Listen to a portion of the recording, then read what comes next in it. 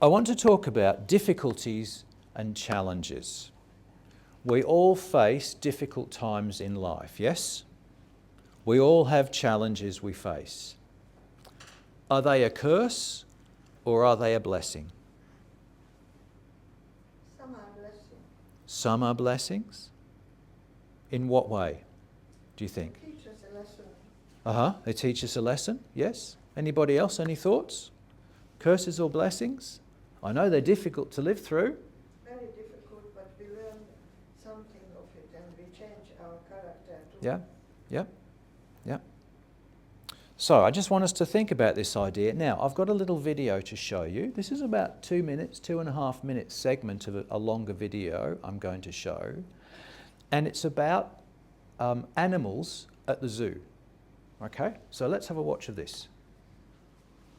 It takes a little while to get going. Hey, so. Welcome to another One Zoo on YouTube. My name is Maxine and I work here. Now in today's video we're going to be having a little look at enrichment here at the zoo. Just giving you a little update on what we do here at the zoo for our animals, and that's in a natural way and also in an artificial way as well. We're going to be meeting a few of our keepers and looking at a few of our different enclosures and trying to explain to you about how important enrichment is.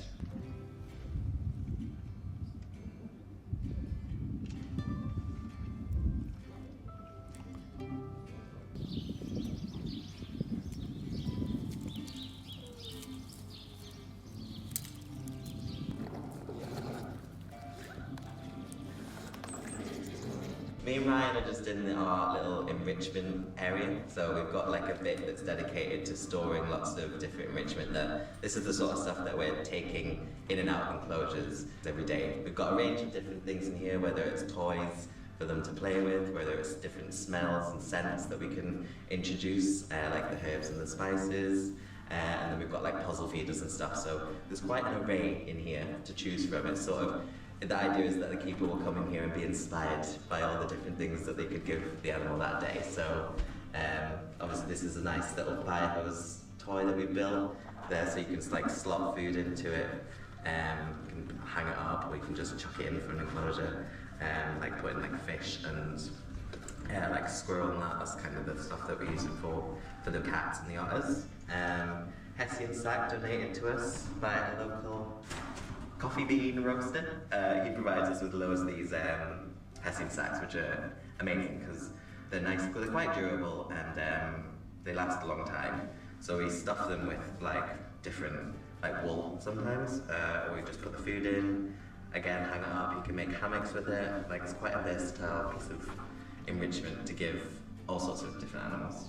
Yeah, it's a nice natural material as well, so we don't like putting in things with like plastic for our carnivores because they'll just rip into it and start chewing it and eating it, which will obviously lead to health implications and problems. So using more natural things like Hessian and cardboard is much better for them as well if they do accidentally ingest any.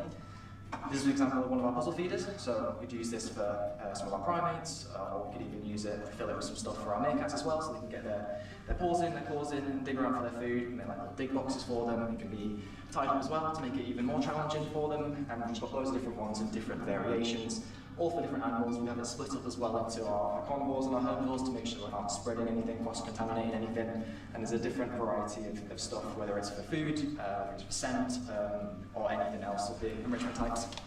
That's enough. Now that's part of a longer video. It goes for about 11 minutes if you want to watch the whole thing. But what I found interesting about that video is they actually make it difficult for the animals to get their food. Did you pick that up? Now, we might think that's being cruel, isn't it? Imagine that. You know, you're kind of teasing them with their food. You put it in, did you see the fire hose thing, the little cube fire hose? And they would put the food in between so the animal would have to scrabble around in there and try and get it out.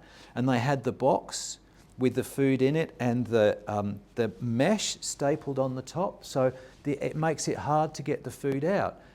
That's teasing, isn't it? Isn't that a horrible thing to do? Don't you think? Why do they do it? Well, they do it because it's actually important for the animals to have a problem to solve, a puzzle to work their way through. They need, and they call it enrichment, they need this challenge in the way that they live. Otherwise, well, what happens? What happens to animals in a zoo if they're just given the food, you know, it's just thrown into them, and that's all that happens? What happens to the animals? Yeah, it's not interesting, is it? It's not an interesting life. They've got this little area of land that they get to inhabit, you know, for their entire lives, and there's nothing really, you know, to stimulate them.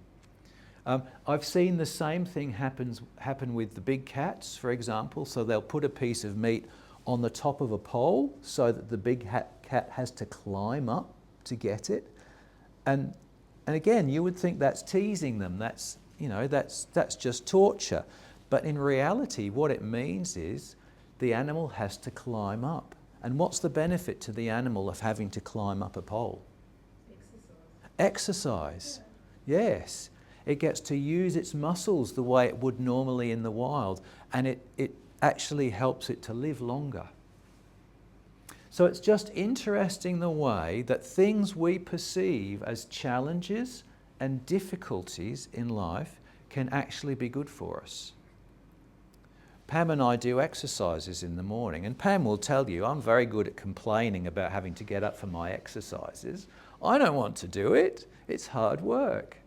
It feels difficult to do. But at the end of it, I realise, of course, it's helping to make me stronger, physically stronger. And this is what we do. We exercise. We exercise our mind and we exercise our bodies to make ourselves stronger and be able to work. So when we meet the challenges of life, we have to understand this as well. That they're not necessarily the curses that we think they are. They're actually good for us. They help us to be better people than we would without them. And that's an important thing for us to bear in mind. Here's a poem that I found during the week, and I thought this speaks to this idea. Now, again, it's on a little video, so I'll just let it read it for you.